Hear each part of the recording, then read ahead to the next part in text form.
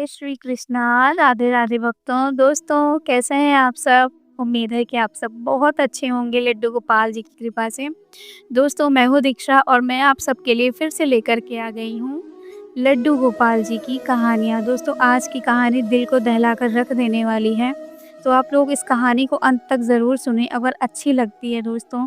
अगर ये कहानी आपके दिल को छू जाती है ना तो लोगों से शेयर ज़रूर करें और लाइक भी करिए, चैनल को सब्सक्राइब करिए।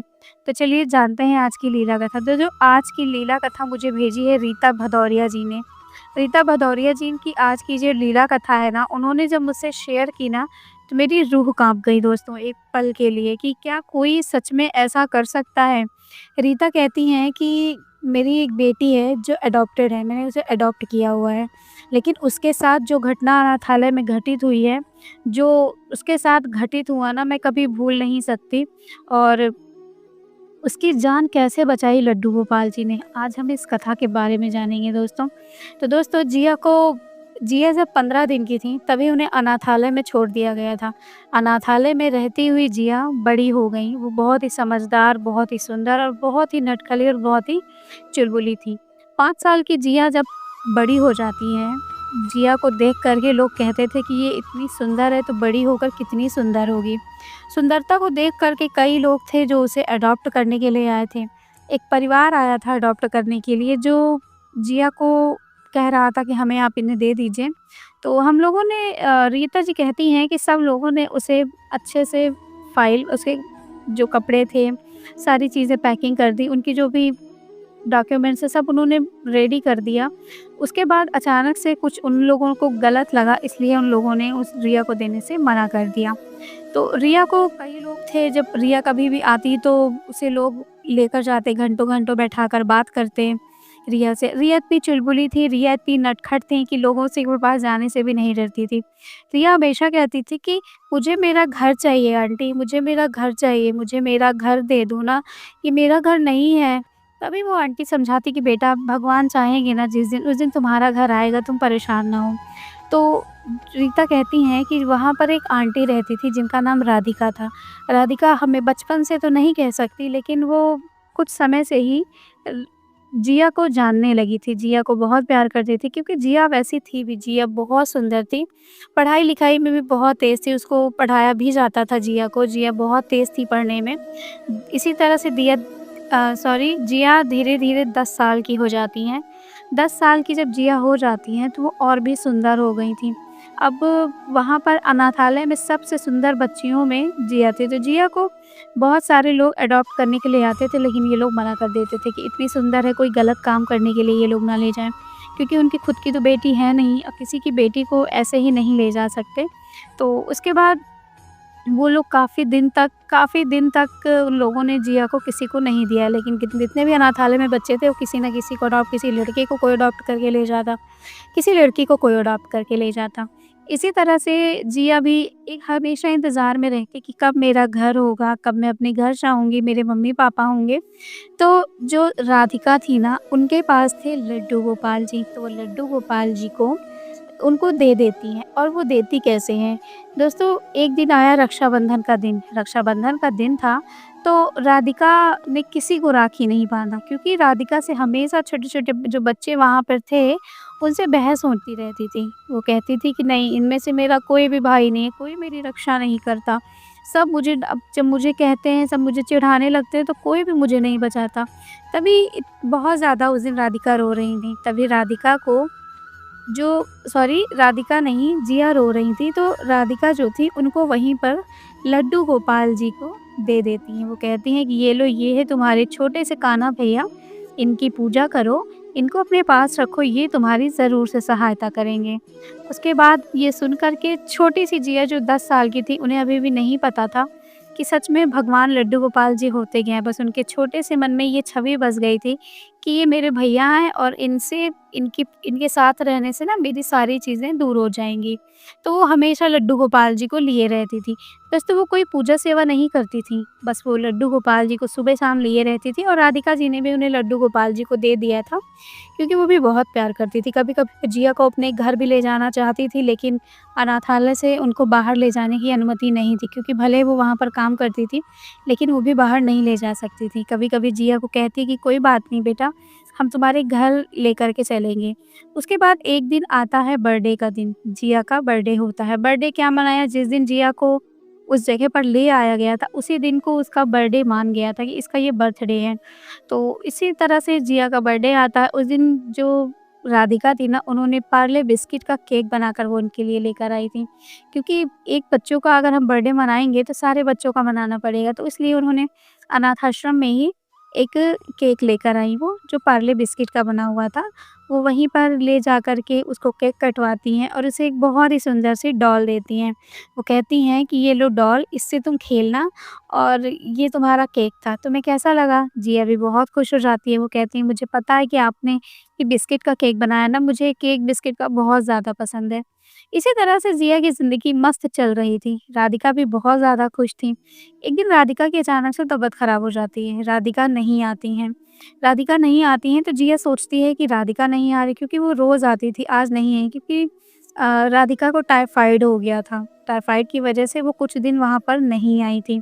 राधिका बड़ी ही उदास रहने लगी थी। वो बिल्कुल ना किसी से बात करती, अगर कोई उसे खाने के लिए दे देता तो वो खा लेती, ज़्यादा खाना भी नहीं खाती थी, बात नहीं करती थी। सब सोचते थे कि इतनी चुलबुल सी लड़की, जो वहाँ के मेन हेड थे, वो सोचते थे इतनी चुलबुल सी लड़की है, ये कैसे इतनी ज़्यादा शांत हो गई। तब पता चला सबको कि उसके साथ कुछ ऐसा हुआ है जिसे वो कभी लोग सोच भी नहीं सकते। जब शुरू-शुरू में राधिका जब वहाँ से आती हैं और जब सबसे पहले वो जिया को कहती हैं कि जिया कहाँ है? तब वो कहते हैं कि जिया अब कुछ 7-8 दिनों से ना घर कमरे से बाहर निकलती है, ना वो कुछ खाती है, बस वैसे ही कमरे में बैठी रहती है, कभी-कभी तो बहुत रोती है। ये सब सोच कर के सब कहते हैं कि आखिर हुआ क्या है जिया को? उसके बाद जब वो लोग जिया के पास जाती हैं राधिका, और जिया से कहती हैं जिया मैं आ गई। ये देख कर के राधिका को जिया दूर से ही भागते हुए आके राधिका के गले लग जाती हैं। राधिका जी के गले लगते ही वो कहती है क्या हुआ? लगता है मुझे कुछ ज़्यादा ही तुम याद कर रही थी, इसीलिए तुम कुछ खा नहीं रही थी ना? तभी जिया ना में सर हिलाते हुए कहती है तो क्या बात है? जिया कुछ भी नहीं बता रही थी कि क्या बात है। बस वो लड्डू गोपाल जी को देखकर कह रही थी कि सही कहा था आंटी आपने कि मेरे भैया हैं, यही मेरी जान बचाएँगे। तभी वो कहती है कि बताओ हुआ क्या? मुझसे सच-सच बताओ। क्या तुम्हारे साथ किसी ने गलत किया? क्या तुम्हें किसी ने इधर-उधर गलत तरीके से छुआ? जब ये बात सुनती है तो जिया सर हाँ में हिलाती है। ये सोच कर के राधिका वहीं धम से बैठ जाती हैं। वो कहती हैं कि इतनी नीच हरकत आखिर यहाँ कर कौन सकेगा? यहाँ पर एक चपरासी है जो हमेशा बाहर खड़ा रहता है। यहाँ के जो हेड है वो यहाँ महीने में सिर्फ़ 1 बार आते हैं, वो भी कुछ मिनटों के लिए आते हैं। उसके बाद चले जाते हैं और जो भी यहाँ पर लोग आते हैं वो सबके देख-रेख में आते हैं। तो यहाँ पर ऐसा कौन है जो ये गलत ये नीची हरकत कर गया है? तभी वो कहती हैं कि आखिर ये कौन था? बताओ बेटा, क्या तुम्हें याद है उसने तुम्हारे साथ क्या किया? तभी जिया जो छोटी-सी बच्ची थी जिसे अभी कुछ भी नहीं पता था, वो कह रही थी कि मैं कमरे में बैठी हुई थी और मैं कमरे में बैठी हुई थी और अचानक से मेरे पीछे एक अंकल आके खड़े हो गए। उन अंकल ने मेरी फ्रॉक की चैन खोली और मेरे फ्रॉक को नीचे उतार दिया। मैंने उनसे पूछा कि ये अंकल क्या कर रहे हो? तभी उन्होंने कहा कि मैं तुम्हारे लिए नए कपड़े लेकर आया हूँ। मैं भी खुश हो गई कि चलो ठीक है, अंकल मेरे लिए कपड़े लेकर आए। तभी मैंने उनसे पूछा कि अंकल आपके कपड़े कहाँ हैं? तभी वो अंकल मुझे ले जा कर के कोने में मेरा हाथ ज़बरदस्ती पकड़ने लगे और मेरे मुँह पर भी ज़ोर से हाथ रख दिया और मैं चिल्ला नहीं पाई। इतना ही सुनते ही उन्होंने इतनी ही बात सुनते ही उन्होंने कहा कि उसके बाद क्या हुआ बेटा? मुझे सच-सच बताओ, जल्दी बताओ, इसके बाद क्या हुआ? वो कहती है बस इसके बाद फिर आंटी वो जो लड्डू गोपाल जी हैं ना, वो मेरे हाथ से छूटकर ज़मीन पर गिर गए। जब मेरे हाथ से छूट के ज़मीन पे गिर गए, तब वहाँ से 2 लड़कियाँ आईं जो वहाँ पर उस वाले कमरे में थी। उसके आते ही वो अंकल भाग गए मेरे साथ और भाग गए वो। उन्होंने मुझे देखा कि मैंने कपड़े उतारे हैं तो मुझसे पूछने लगी कि तुमने कपड़े क्यों उतारे हैं? मैं वहाँ से रोती हुई चली आई। उसके बाद से उन्होंने वो मुझे दिखे ही नहीं, मैं उनका चेहरा नहीं पहचानती, मैं उनको नहीं देख पाई। ये सुनते ही उनकी तो पैरों के तले ज़मीन खिसक जाती है कि एक अनाथ आश्रम में रह रही बच्ची के साथ इतना गलत कैसे हो सकता है? आखिर कौन था वो व्यक्ति? कौन आया था यहाँ पे? तभी वो बाहर खड़े उस आदमी से पूछती हैं कि यहाँ पर कौन था? तो क्या तुमने देखा? क्या तुमने उसके साथ? वो आदमी अध उम्र का था। उसने कहा कि अरे! कैसी बात कर रही हो बहन? तुम्हें लगता है कि मैं इन छोटी बच्चियों के साथ कुछ गलत करूँगा? उसके साथ कौन क्या किया मुझे खुद भी नहीं पता, कौन आया? उसके बाद वो कहती हैं कि वो इधर वाले जो यहाँ पर तारें बंधी हुई हैं, इसी तार से वो कूदकर उस तरफ भाग गया। तो वहाँ पर अनाथ आश्रम में ना एक कोने में झंडा फहराया जाता था, तो वहाँ पर थोड़ी ऊँची सीढ़ियाँ बनी हुई हैं। उसी पर से वो वहाँ का जो पीछे की दीवार थी ना, वो बड़ी ही पास पड़ती थी। वहाँ पर तार बंधे हुए थे और वो तार अब कट चुका था। तो इसलिए उसी के पार से कोई ऐसा व्यक्ति आया था जिसने जिया के साथ गलत करने की कोशिश की थी। लड्डू गोपाल जी उस दिन अपने आप को गिराकर जिया की जान बचा लिए। इस बात से जिया बार-बार खुश हो रही थी कि सच में ये मेरे भैया हैं और इन्होंने ही मेरी हिट की थी। उसके बाद वो तुरंत उसे गले लगाती हैं और अब सोचती हैं कि अनाथ आश्रम में भी जिया इतनी सुंदर है कि वो सेफ नहीं है। उसे मुझे कहीं न कहीं किसी को अडॉप्ट करना होगा।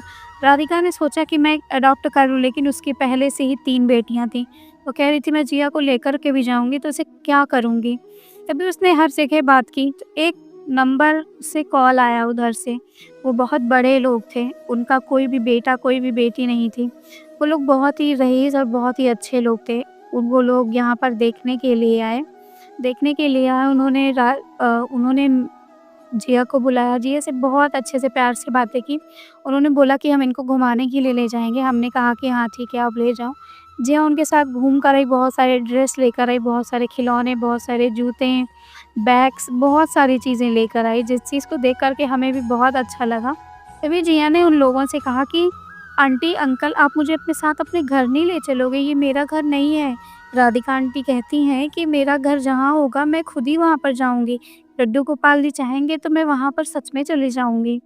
तभी वो कहते हैं, हाँ बेटा, बस थोड़ा-सा काम बाकी है, तुम्हारा पेपर वर्क बाकी है, पेपर वर्क पूरा हो जाएगा और हम तुम्हें अपने साथ ले चलेंगे। उसके बाद वो पेपर वर्क पूरा होता है दोस्तों, वो फिर लेकर के चली आती हैं। दोस्तों वो कोई और नहीं, रीता जी ही थी।